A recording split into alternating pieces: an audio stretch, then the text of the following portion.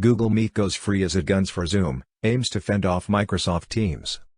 Google Meet is a third of the size of Zoom in daily active users, but the search giant has a plan.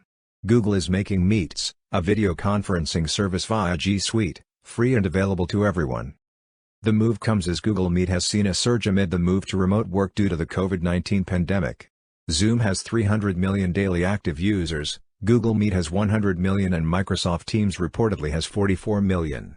Teams is a hybrid of video conferencing and a Slack competitor but has been deployed widely in the enterprise.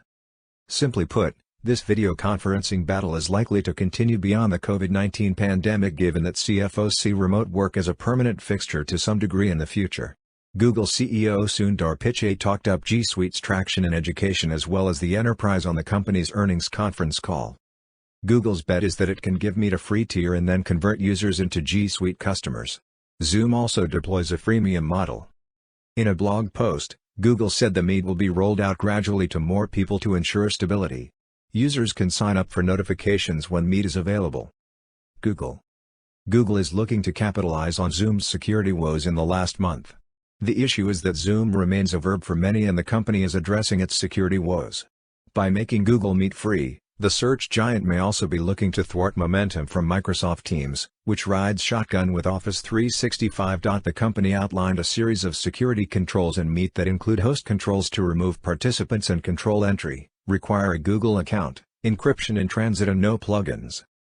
According to Google, Meet has seen its peak daily usage grow by 30x and hosts 3 billion minutes of video meetings as well as 3 million new users a day. The Meet free accounts for individuals includes the ability to create and host meetings up to 100 people with features such as screen sharing, captions and expanded tile layout. Meeting limits of 60 minutes, but the time limit won't be enforced until after September 30th. Zoom's time limit for free accounts is 40 minutes, but grants extensions from time to time.